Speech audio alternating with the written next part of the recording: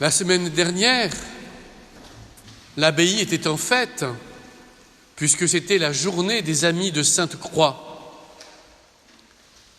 De nouveaux membres de l'association ont rejoint celle-ci et bientôt un nouveau bureau sera élu. Aujourd'hui, deuxième dimanche du mois, traditionnellement, une messe célébrée et expliquée. Certains d'entre vous ont l'habitude, d'autres non. Certains d'entre vous sont peut-être étonnés. Pourquoi expliquer une messe? Nous savons exactement ce qui se passe. Nous connaissons les gestes, nous les effectuons, nous nous levons, nous nous asseyons, nous allons communier. Eh bien, si nous avons choisi il y a quelques années de consacrer ce deuxième dimanche du mois à une messe célébrée et expliquée, c'est parce que l'un des plus grands dangers de la vie spirituelle est l'arthrose spirituelle. Nous connaissons tous, à partir d'un certain âge, l'arthrose physique. Nos articulations font mal, on a plus de mal à effectuer certains mouvements. Une certaine raideur du corps commence à poindre. Eh bien, il en est de même de l'arthrose spirituelle. Une certaine raideur intérieure qui fait que finalement, nos yeux, nos oreilles sont habitués. De plus, cumulé avec cette arthrose spirituelle, nous avons des résistances qui, consciemment ou inconsciemment, se mettent en place.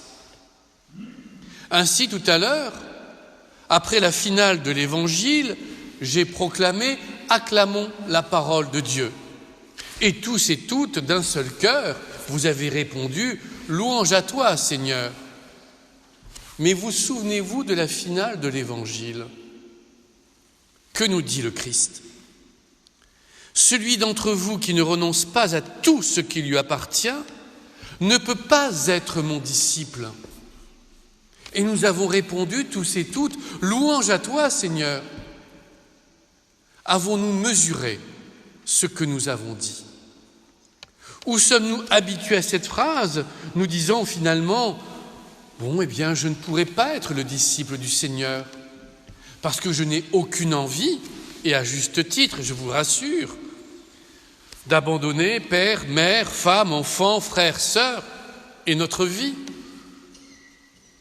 Alors, comment interpréter cette phrase? Comment comprendre cet évangile qui, en ce début d'année, ne peut être que bouleversant? Eh bien, je pense qu'il nous faut revenir au tout début de la Genèse. Dieu existait de toute éternité. Et il a souhaité créer l'homme et la femme, l'humanité, par pur amour. Nous sommes, les uns et les autres, ici même, le fruit de l'amour de Dieu. Chacun d'entre nous est aimé de Dieu, est désiré de Dieu et n'est pas dû au hasard. Dès lors, Dieu nous demande en retour d'être aimés en premier. Et notre vie devrait, comme nos églises et nos autels, être orientée vers Dieu. Malheureusement, et la première lecture, digne d'un psychologue, le livre de la sagesse, nous montre nos difficultés. Les réflexions des mortels sont incertaines et nos pensées instables. Aujourd'hui, les psychologues vous disent que par jour, nous avons environ 70 000 pensées qui vont dans tous les sens, sans cesse. Et ce livre de l'Ancien Testament nous montre combien elles sont instables. Nous laissons notre mental vagabonder. Nous laissons passer de belles pensées qui viennent de Dieu, mais des pensées plus terribles qui viennent du diable, ou des pensées très égotiques qui ne viennent que de nous-mêmes. L'auteur du livre continue. Notre enveloppe d'argile est alourdie par ces 1000 pensées.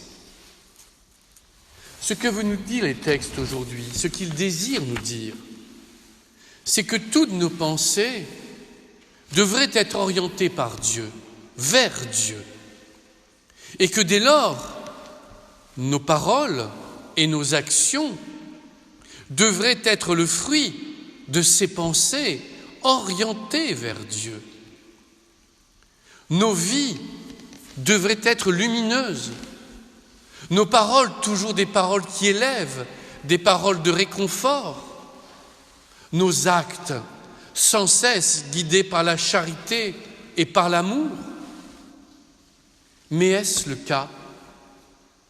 Je ne sais pas pour vous, mais pour moi, je réponds très honnêtement non. Mais alors, dois-je m'habituer à répondre non? Ou, et plus encore en ce début d'année, dois-je avoir pour objectif de tendre sans cesse vers Dieu et d'orienter mes pensées vers lui pour que ma vie devienne lumineuse? Mais pour cela, il faut tout d'abord reconnaître ce qui ne va pas en nous.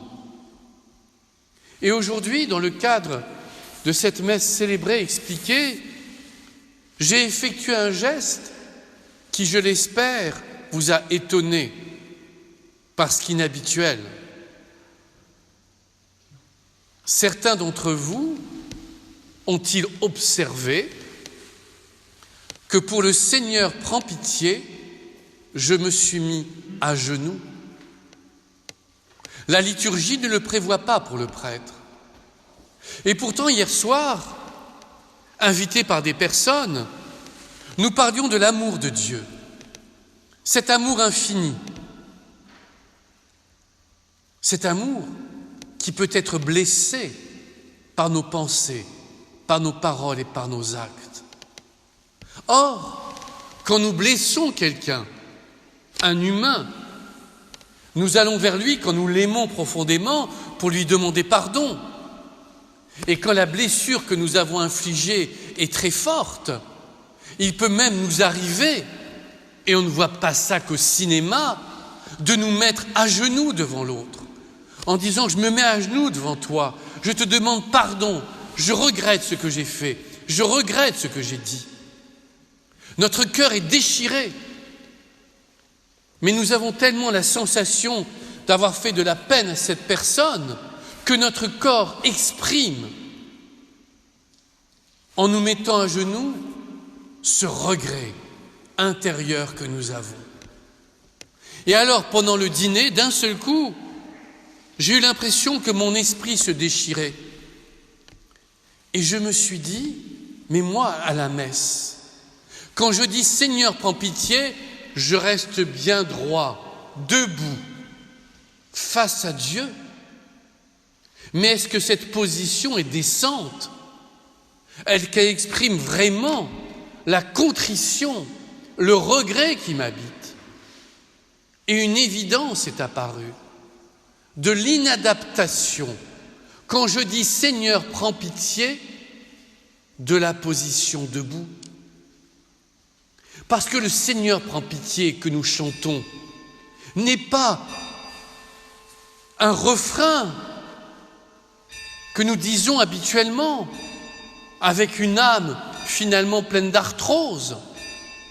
Ce Seigneur prend pitié est un cri que nous lançons vers Dieu, un cri intérieur.